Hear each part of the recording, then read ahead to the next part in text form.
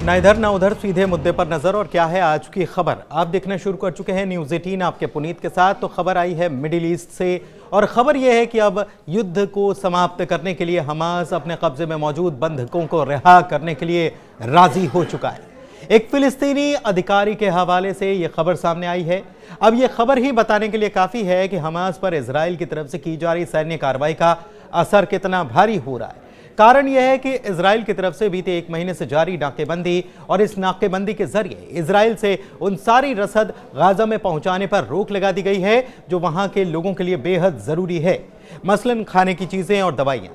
हालात ये बन गए हैं कि अब गाजा में खाने के लिए कुछ ही दिनों का राशन है, और ऐसे में वहां पर काम कर रही एजेंसियां अब जो राशन बांट रही हैं उसे भी आधा कर दिया गया है। सबसे बड़ी बात यह है कि नाकेबंदी एक महीने पूरे होने को आई है। एक महीने से ये नाकेबंदी चल रही है। दूसरी तरफ लगातार आईडीएफ की तरफ से हमले जारी हैं, खास तौर पर उन इलाकों में जहां पर हमास के लोगों के होने की संभावना है। रफा इलाके से लोगों को हटने के लिए कह दिया गया है, और इसका मतलब यह है कि फिलिस्तीनी अब फंस कर रह गए, क्योंकि अब हर तरफ इजरायली फोर्सेस यहां पर मौजूद हैं और अटैक कर रही हैं। लोगों का घर तो बर्बाद हो ही चुका है, अब उन्हें पेट भरने के लिए भी काफी जद्दोजहद करनी पड़ रही है। और यही वजह है कि वहां के लोगों का विरोध झेलने के बाद हमास अब युद्ध विराम के लिए एक बार फिर से एक फॉर्मूला लेकर आया है। लेकिन इस बार हमास मध्यस्थता करने वाले देशों से ये गारंटी चाहता है कि इस युद्ध को इजराइल खत्म करे और फिर बातचीत के मेज पर बैठा जाए। हालांकि अभी तक इजराइल इस बात पर राजी नहीं हुआ, बल्कि बेंजामिन नेतन्याहू ने कह दिया कि युद्ध विराम हो तो बिना किसी शर्त के हो।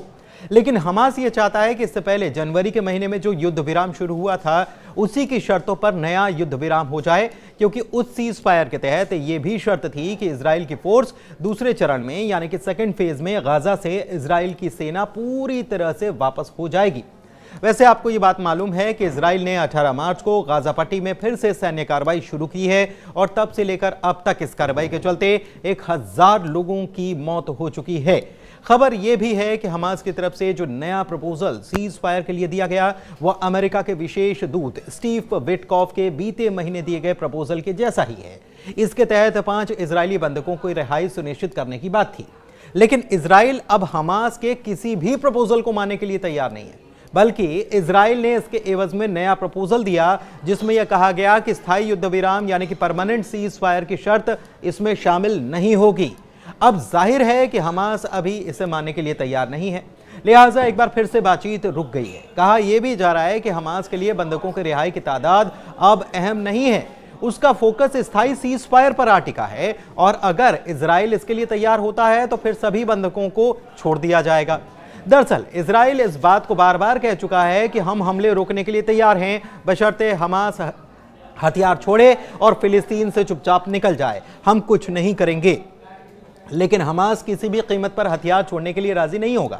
हालांकि खबर यह भी है कि हमास ये कह रहा है कि फिलिस्तीनी टेक्नोक्रेट्स को यहां की सत्ता अगर दे दी जाती है तो वो संघर्ष विराम करने के लिए तैयार हैं, लेकिन इसमें सुरक्षा व्यवस्था भी फिलिस्तीनी अधिकारियों के हाथों में हो, ना कि इजराइल के हाथ में, क्योंकि हमास उस आंदोलन का हिस्सा है जो फिलिस्तीन के अस्तित्व के लिए लड़ाई लड़ रहा है।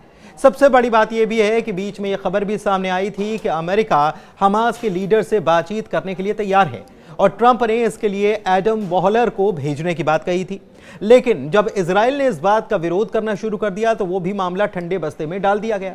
ऐसे में टाइम्स ऑफ इजराइल को दिए इंटरव्यू में फिलिस्तीनी अधिकारी का यह भी कहना है कि बगैर बात किए कोई रास्ता कैसे निकल सकता है। फिलिस्तीनी अधिकारी का यह भी मानना है कि ट्रंप एकमात्र ऐसे व्यक्ति हैं जो युद्ध को खत्म करा सकते हैं, लेकिन हाल में जो कदम देखने को मिले हैं वो ये बताने के लिए काफी हैं कि ट्रंप ने नेतन्याहू को नरक का दरवाजा खोलने के लिए हरी झंडी दे दी है। बता दें कि हमास के नेतृत्व में 7 अक्टूबर को किए गए हमले के दौरान अगवा किए गए 251 बंधकों में से 59 अब भी कैद में। इजरायली खुफिया एजेंसी के मुताबिक बचे हुए बंधकों में से 24 अब भी जिंदा हैं। आपको याद होगा कि नवंबर 2023 में एक हफ्ते का संघर्ष विराम हुआ था, जिस दौरान 100 से ज्यादा बंधकों को रिहा किया गया था, और इसी साल की शुरुआत में समझौते के पहले चरण के दौरान 33 और बंधकों को हमास ने रिहा किया था। उधर हमास की तरफ से चलने वाले गाजा के स्वास्थ्य मंत्रालय के मुताबिक युद्ध की शुरुआत से लेकर अब तक 50,000 से ज्यादा फिलिस्तीनियों की मौत हुई है।